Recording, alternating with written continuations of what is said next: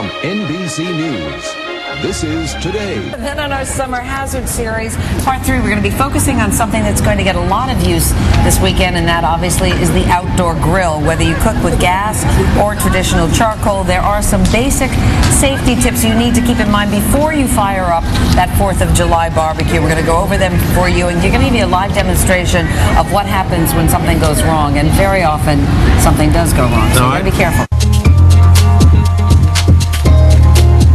Back now at 8:10, and this morning on Today investigates summer hazards, dangerous grill fires and explosions. If you think it couldn't happen to you, well, think again. Natalie has some information to keep you and your family safe this holiday weekend and beyond. Natalie? That's right, Meredith. And if you don't take the proper safety precautions when you're setting up your grill, it can quickly become a recipe for disaster. Here's a cautionary tale of a backyard barbecue gone wrong in Massachusetts.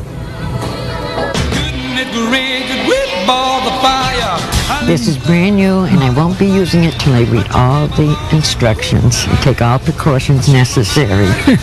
Meet Rudolph Dion and Eleanor Gordon, a brother-sister duo that made their local newspaper last October after what began as a typical dinner. A little marinated chicken cooked on the grill unexpectedly went up in flames. All of a sudden, I heard a boom, thinking it was thunder. I heard my brother holler at me, "Eleanor, get out." It wasn't thunder. These photos show what was left of their gas grill after it exploded just minutes after Rudolph lit it. I was very fortunate indeed that I wasn't standing in front of the grill. I seen many pieces of it all over the yard. It happened so fast. The blaze, it just took off. You could see from the main road before you come around here, shooting smoke and flames. I just wanted to get everybody out of the way. When I got here, the whole top of the house and everything was pretty much gone. Firefighters contained the blaze relatively quickly and nobody got hurt. However, extensive structure damage added to Rudolph and Eleanor's woes. The fire went right up that corner, up to the roof. Rose right up. Flames from the grill, which sat only 5 feet away from the home, ignited the siding, causing fire to travel up the outside wall and into the attic. It happens more than you think. U.S. fire departments respond to about 8,300 home fires involving grills, hibachis, or barbecues each year. That adds to over $130 million in property damage.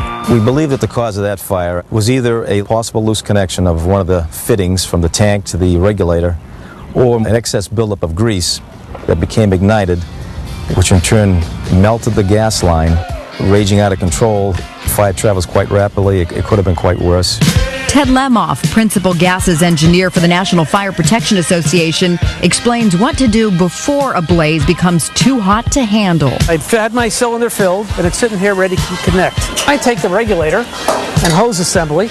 I just turn it until it's hand tight, and I'm going to open the grill valve so that we now should have gas going ready to go to the burners. This is water with a little dishwasher detergent, and I'm just going to pour it, and we're going to look for bubbles. I don't see any bubbles, so it looks like we've got a good connection.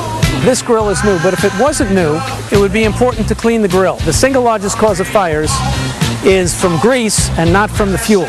So we want to make sure we burn off the grease and don't let it accumulate in the grill. Each burner is supposed to be self-lighting. As for Rudolph and Eleanor, they recently bought themselves a shiny new gas grill, but they have yet to fire it up. And be extra cautious from now on. Definitely will be way out here. That's for sure. Hopefully we'll have everything all set up and ready to go for the 4th of July.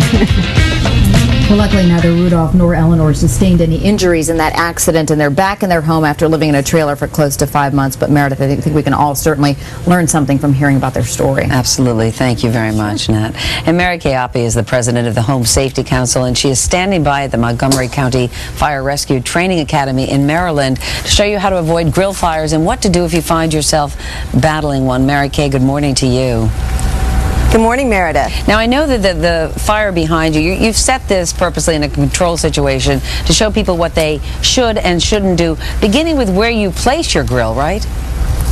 Yeah, the most important thing to know is that your grill needs to be placed well away from the home. Home Safety Council recommends at least 10 feet, even more, because otherwise the siding of your home could heat up, things around it could catch on fire, causing the fire to burn up under the eaves and enter your home underneath the roof. Which is just what we saw in that piece, how easily that fire can jump to the house.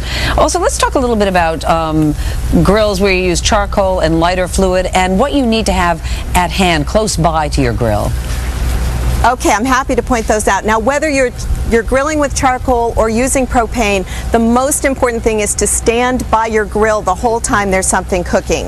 If you're going to be cooking with charcoal, make sure you read the instructions on your label for the lighter fluid, or get the pre-treated kind. A big mistake people make is to try to add lighter fluid after the fire has been lit. Hugely dangerous, because those vapors can catch on fire, travel back into the can, and actually explode. So do it right the first time. So let's say the charcoal is not lighting. What do you do then? Because the instinct is to put more on. Coax it back into life with a little bit of paper or kindling, but do not add more lighter fluid, and that's why you want to make sure it's well saturated to begin with. Now I want to just turn around and tell us what's happened there. Is this an example of it was just way too close? Absolutely. This was right up against the side of the house, so the siding, pardon me, siding caught fire.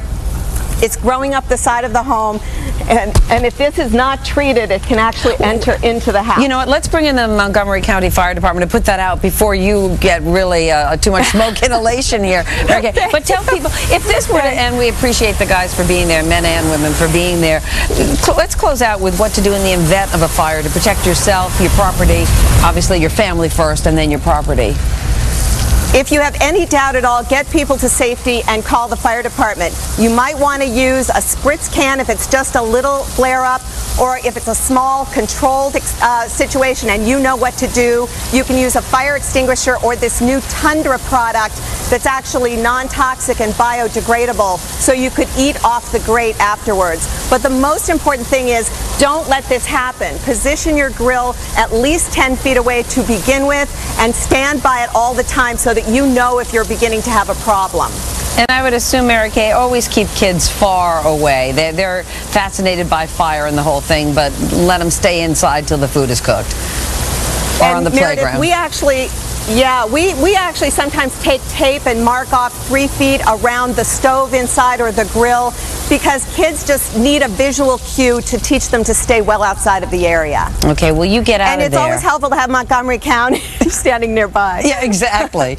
Good that they could be at every one of my barbecues. Mary Kay Oppie, thank you so much. Thank you. Have a wonderful, wonderful July 4th. And tomorrow on Summer Hazards, the dangers of leaving your children in a hot car.